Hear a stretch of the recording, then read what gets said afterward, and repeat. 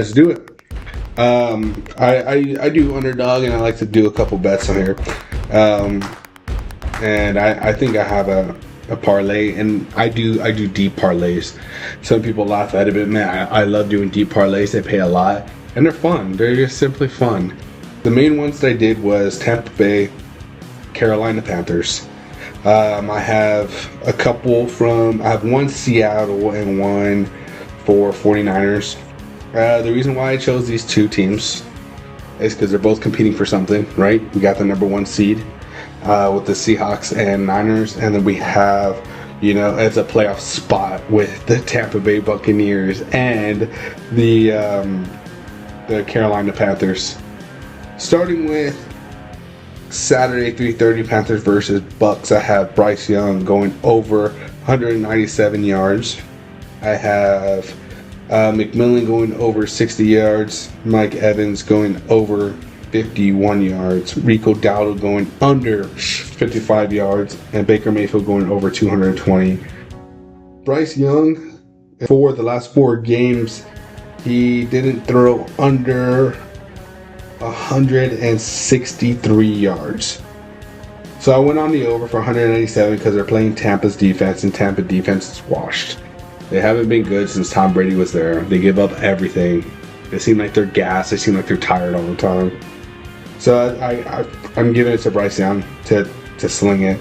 He played terrible against Seattle. I think there's going to be a bounce back game. He had 54 yards against Seattle, which is just god awful. But I'm going over on Bryce Young for 197 yards. Everything on the line, he's going to hit.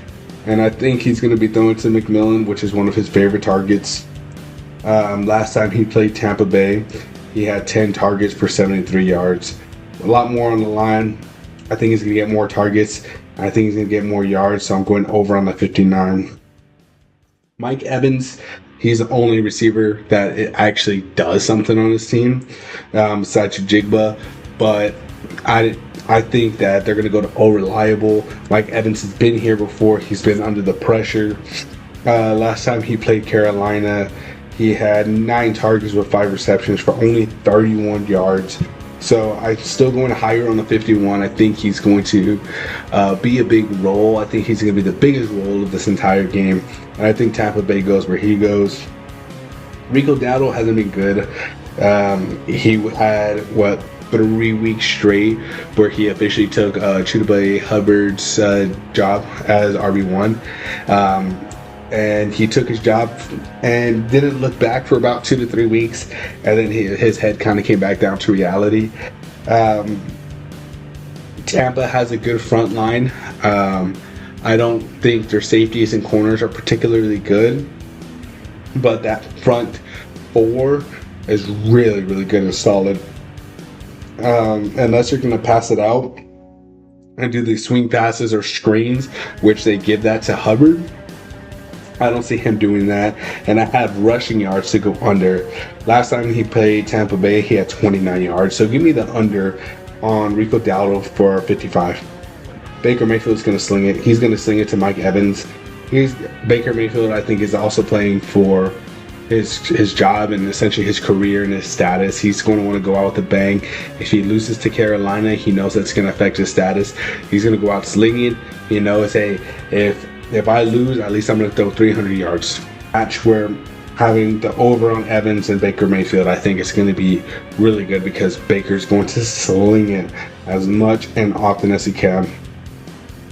And then we have the 7 p.m. game on Saturday with Jackson Smith and the Jigba and Christian McCaffrey. Jackson Smith and the Jigba has been good all year. He's been such a reliable target for Sam Darnold. Coming out thinking that they got rid of DK, I didn't know who was going to step up. I didn't know who was going to be the man. But man, Jackson is the man, and he's a little bit on the smaller side, but he knows how to get open. He can get open. He can make man miss after the catch. He's the package. So I have him over on targets. I think Sam is going to identify him and throw it to him early.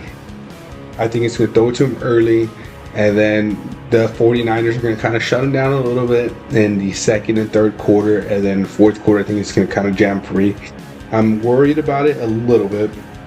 The reason why is I compare it to the Rams, who has a really good secondary, but they still didn't hold him under 96 yards, and he had 8 receptions with 13 targets.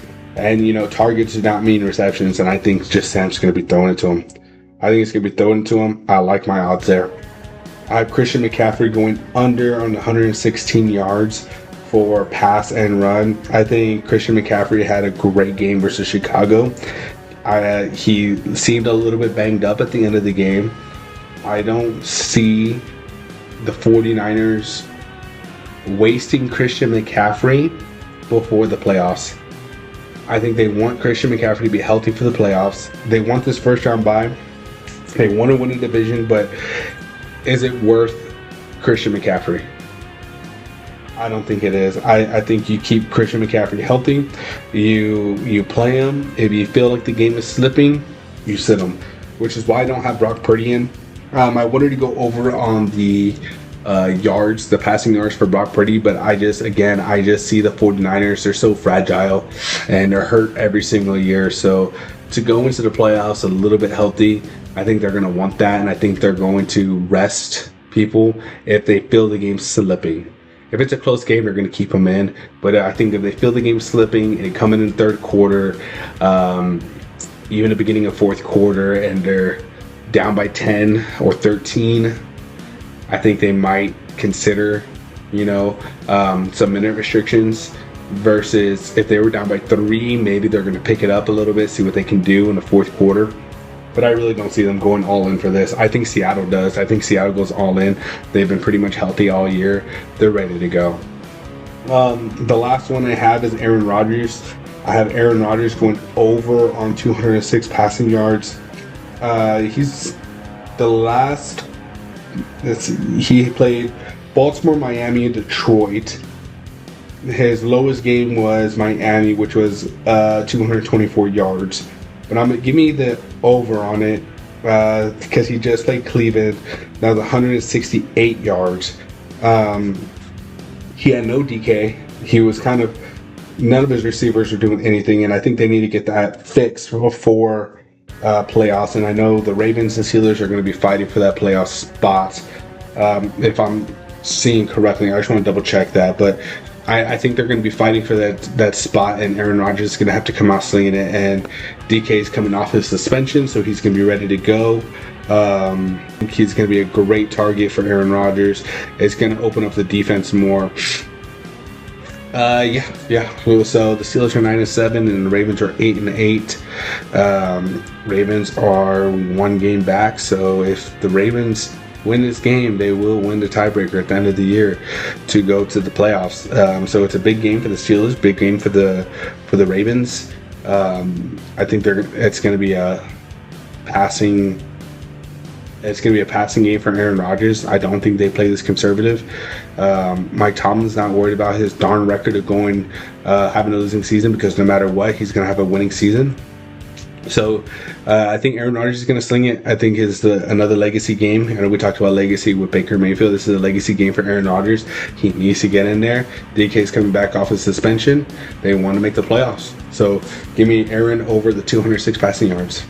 With that being said, with all our topics, with our over and unders on Underdog, Michael Parsons being an absolute crybaby, good luck Green Bay with Trayvon Diggs. Mitch Johnson, man, you really got to pick it up, and I'm so happy that Miami won. I'm so happy. Oh, Lordy, I'm so happy. Did a great job, Miami. Keep it up. I hope you win the next one, too. I hope you win the whole darn thing. Good job, Carson Beck. I would like to invite everybody for my full show that's going to be on Monday. It's going to be a live show. If you can't tune in on the live show, we're going to go ahead and post it afterwards. I'm going to try to post on all social media that I possibly can. It is going to be in the morning, so for your early birds out there at 7:30 a.m., I'm going to go ahead and start. I really liked today's session, though, and how it went. But for everybody that is going to be viewing this, I appreciate you guys. We're going to keep moving forward with everything. this is doing something that I love, and that's just talking about sports.